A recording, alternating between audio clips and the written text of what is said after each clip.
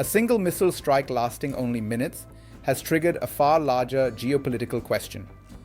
When advanced Western weapons hit targets inside Russia, who is actually directing the battlefield decisions behind them? In the city of Bryansk, an attack involving long-range cruise missiles launched from Ukrainian aircraft left dozens of casualties and reignited a debate about whether the war in Ukraine is gradually expanding into a broader confrontation between Russia and NATO-aligned powers.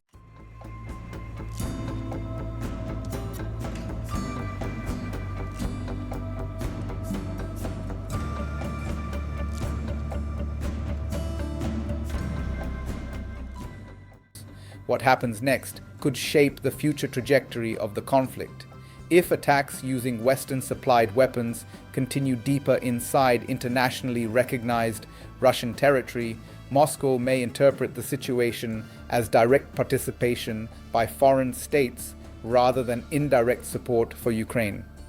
That shift in perception could redefine the war from a regional conflict into a broader strategic confrontation involving multiple nuclear-armed powers. To understand why the Bryansk strike has drawn so much attention, it is necessary to examine the weapons involved and the evolving structure of the war effort.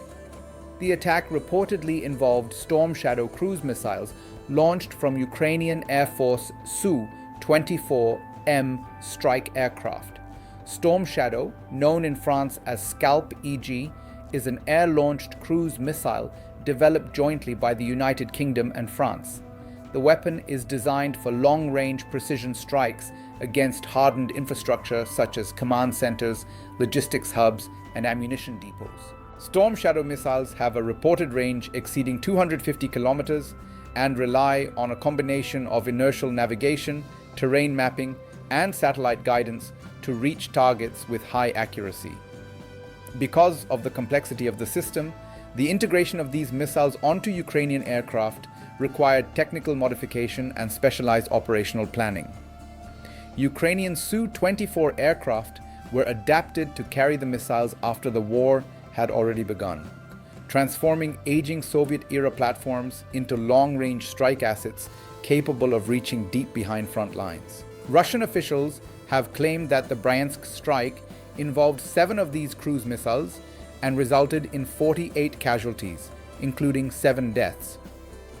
Moscow has argued that the attack could not have occurred without assistance from British specialists familiar with the system's targeting and operational requirements.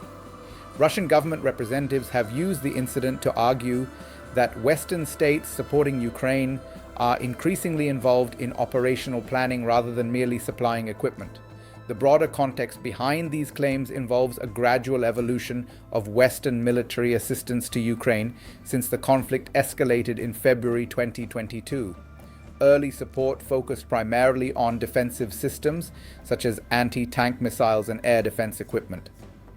Over time, however, assistance expanded to include advanced artillery, long-range rocket systems, and eventually precision strike capabilities capable of reaching deeper into contested territory.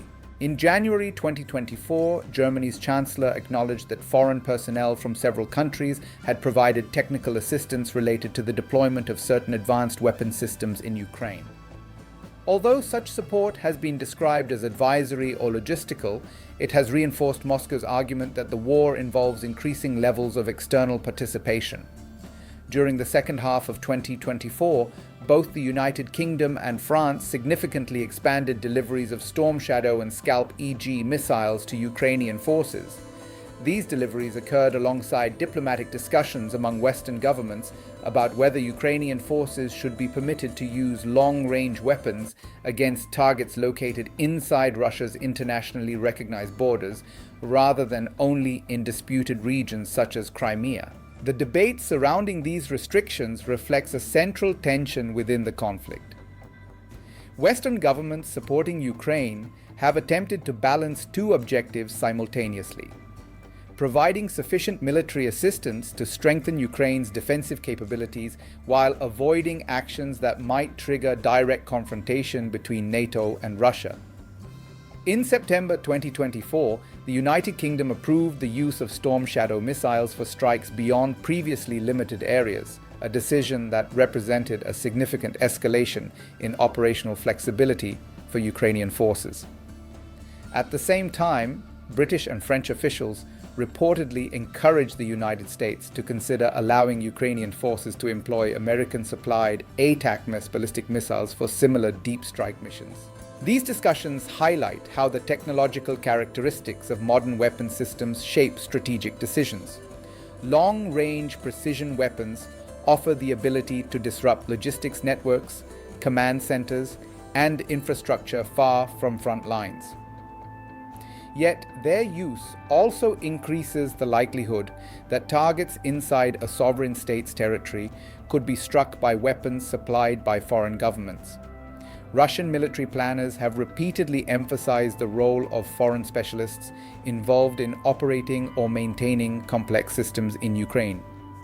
According to Russian state media reports, earlier strikes targeting facilities hosting Western contractors disrupted the functioning of certain advanced weapons by removing trained personnel responsible for maintaining them.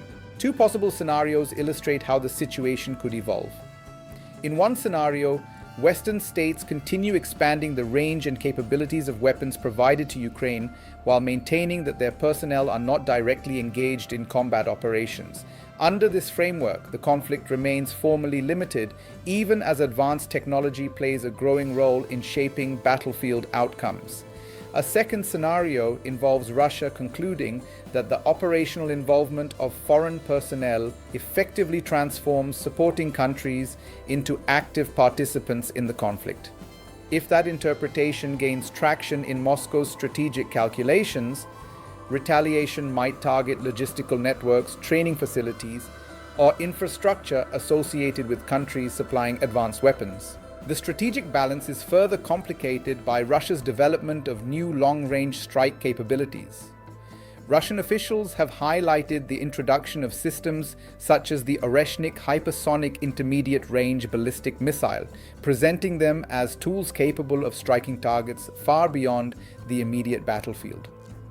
Such capabilities are often discussed in the context of deterrence, signaling that escalation could expose a much wider geographic area to potential retaliation.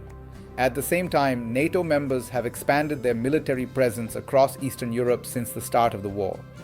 Additional deployments have taken place in countries bordering Russia and Belarus, while exercises and logistical planning have intensified along the alliance's eastern flank. These activities are intended to reinforce collective defense commitments, but also contribute to an increasingly militarized strategic environment. For observers following the conflict, the key signals will come from shifts in policy regarding long-range weapons, changes in military deployments around Europe, and diplomatic efforts aimed at preventing further escalation. Each development will reveal how far the conflict may expand beyond its current boundaries.